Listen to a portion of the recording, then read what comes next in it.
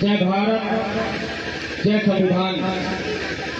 समय समय पर जन्मे सभी संतों, गुरुओं, महापुरुषों के चरणों में वंदन, अभिनंदन और नमन करते हुए मैं अपनी बात की शुरुआत करूंगा, क्योंकि समय बहुत कम है और कार्यक्रम बहुत ज्यादा है।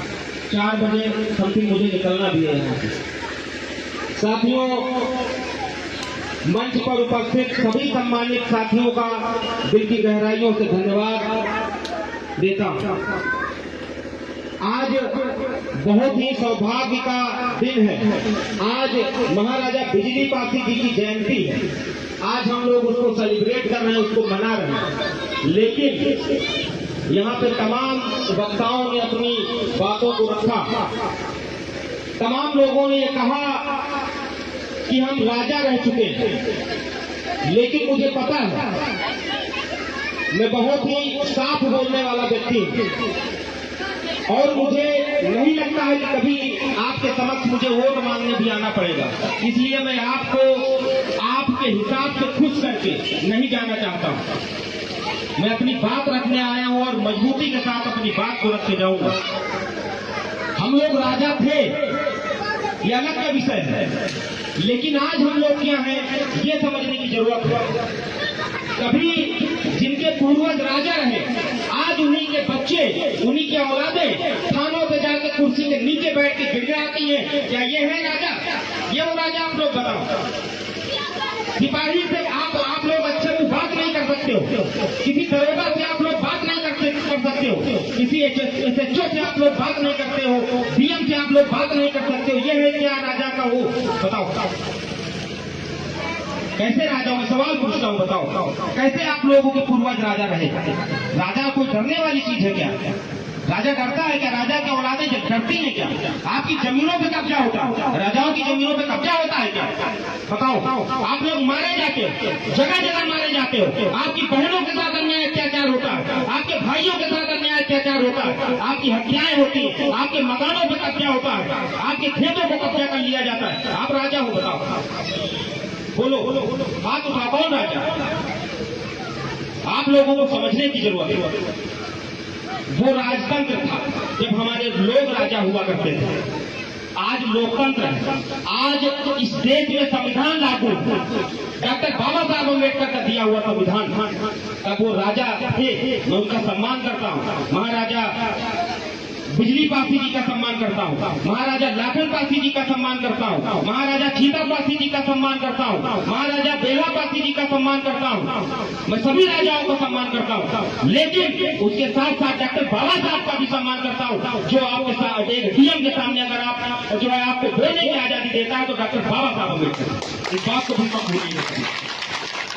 महाराजा तलवारों की नोक पे लड़े, तलवारों की नोक पर उन्होंने अपनों का सम्मान बचाया, अपने भाइयों का सम्मान बचाया, अपनी महिलाओं का सम्मान बचाया, अपने बहनों के सम्मान की रक्षा की। लेकिन आज अगर आप तलवार उठा के किसी को मार दोगे, बताओ क्या हश्र होगा आपका? बताओ क्या हश्र होगा? जेल जाओगे, जेलें काटनी पड़ेंगी आपको, पुलिस वाले प्रताड़ित करेंगे, SHO गाली देगा, सिपाही गाली देगा। मैं बहुत जमीनी स्तर की बात कर रहा हूं मेरे साथियों। ये बात समाज में पहुंचनी बहुत जरूरी है कि खाली राजा का गुणगान और बखान करना और उसके बाद कोई काम नहीं करना। खाली साल में एक बार महाराजा बिजली पासी जी की जयंती आ जाएगी तो आप लोग राजा बन जाओगे, और उसके बाद आपके भाइयों की हत्या होगी, आप लोग कहाँ छुप जाते हो? बताओ। अमेठी में एक जो है टीचर मार दिया गया, कौन गया? हाथ उठाओ जरा, कौन गया? किसका खून फटका? बताओ। मेरा भाई गया, ये गया, ये गए, सब लोग गए। और कौन गया? बताओ, बोलो। रायबरेली में जो है तिरपल मर्डर, अर्जुन पासी की हत्या हो गई, कौन गया? बताओ, हाथ उठाओ। अध्यक्ष जी गए, अध्यक्ष जी के बताइए कितने लोग यहाँ बैठे? कोई गया वहां पर? इसको सोचने की जरूरत है। राजा का गुणगान करने की जरूरत नहीं, इस बात को आप याद रखिए। राजा थे, लेकिन आज हम लोग बहुत ही दुख का विषय है कि आज हम लोगों की कोई गिनती नहीं है। न हमारी थानों में सुनी जाती है, न हमारी तहसील में सुनी जाती है, न हमारी कचहरी में सुनी जाती है, न हमारी ब्लॉक में सुनी जाती है। जिसको आप नेता बना के भेजते हो वो आपकी क्या सुनवाई करता, बताओ कौन सुनवाई करता? बोलो। तो आपको सोचने का विषय है ना।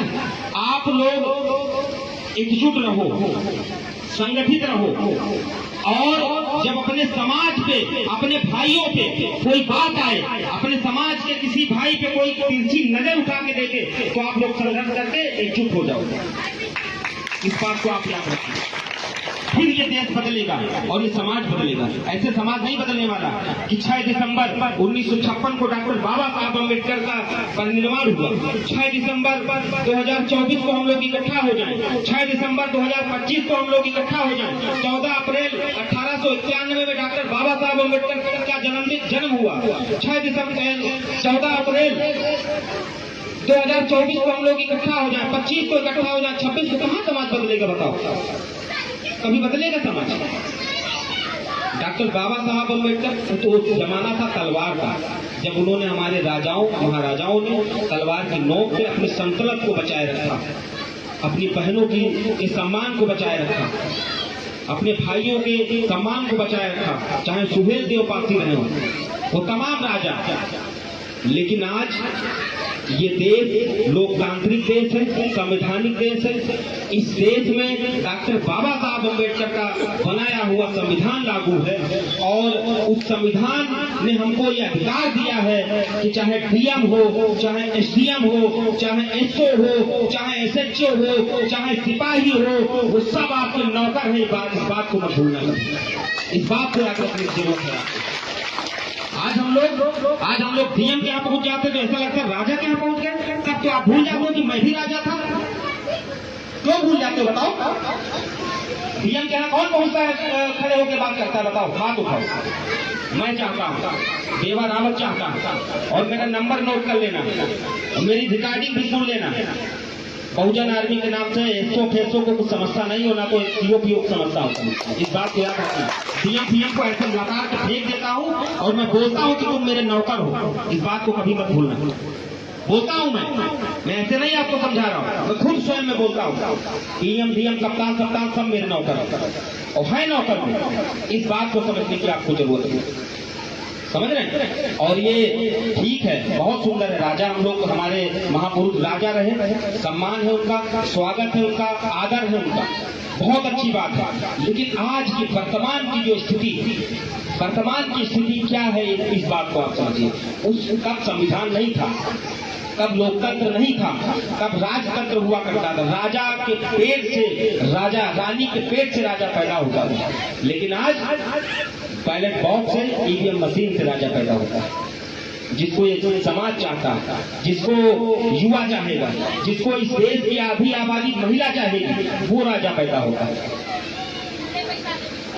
अपने मैं एक अपील भी करूंगा, यहाँ पे माताएं बहनें बैठी हैं, मैं अपील करूंगा, ये बच्चे यहाँ पे टहल रहे हैं, ये इस देश का भविष्य है, ये बच्चे इस देश का भविष्य है। हम लोग तो आप कुछ नहीं कर पाएंगे। हम लोग तो बस अपने समाज में अपनी बातों को, अपने महापुरुषों के बताए गए रास्तों को, अपने महापुरुषों की बताई गई बातों को हम लोग समाज तक, जन जन तक पहुंचाने का काम कर रहे हैं। लेकिन अगर असलियत में कोई परिवर्तन लाएगा तो ये बच्चे लाएंगे। इस बात को याद रखिए, ये बच्चे लाएंगे। इन बच्चों में न जाने कौन डीएम बन जाएगा, न जाने कौन एसडीएम बन जाएगा, न जाने कौन कप्तान बन जाएगा, कौन वकील होगा, कौन मास्टर होगा। ये आपकी जिम्मेदारी है कि आप उनको पढ़ाइए।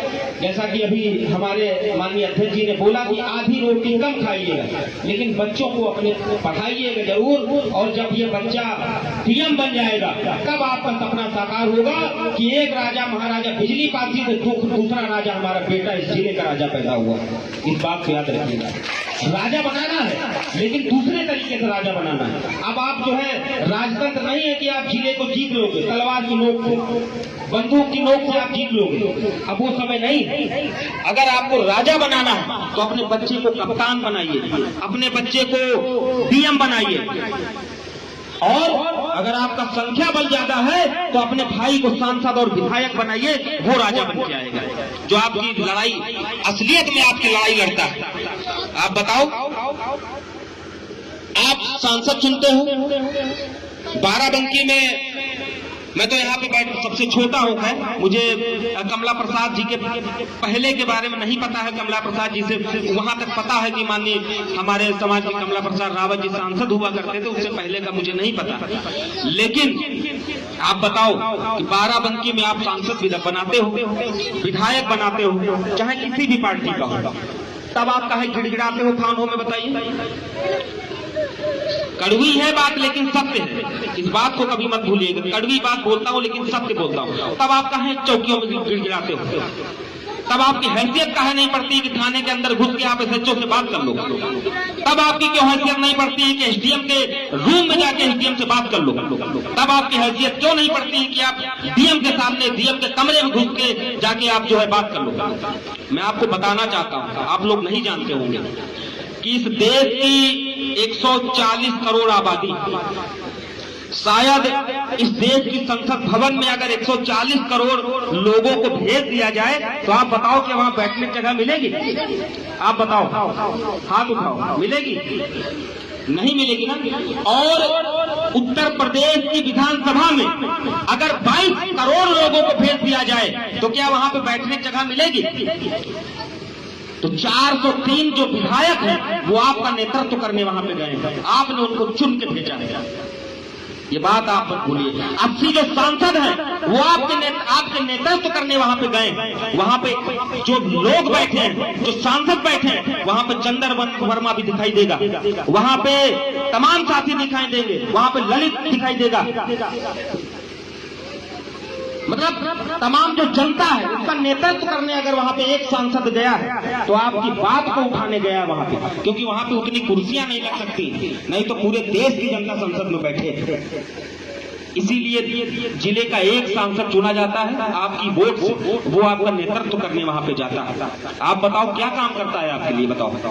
उपेंद्र सिंह को भेजा, आपका कौन काम हुआ? क्या हुआ आपके लिए? बताइए क्या हुआ, बताइए। तनुज पुनिया को भेजे हैं आप, और मैं 4 साल बाद आपसे फिर यही बात पूछने आऊंगा कि क्या किया उसने आपके लिए? बताइए।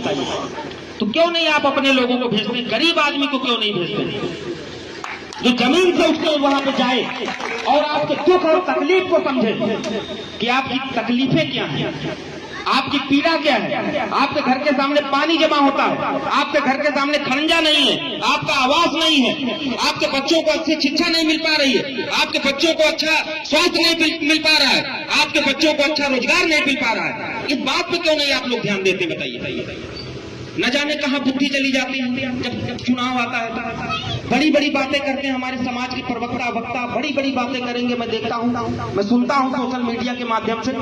लेकिन जब चुनाव आता है, चाहे वो लोकसभा का हो, चाहे विधानसभा का हो, चाहे प्रधानी का हो, चाहे जिला पंचायत का हो, न जाने कहां मेरे भाइयों की बुद्धि चली जाती, फिर वही चुन के ले आते हैं।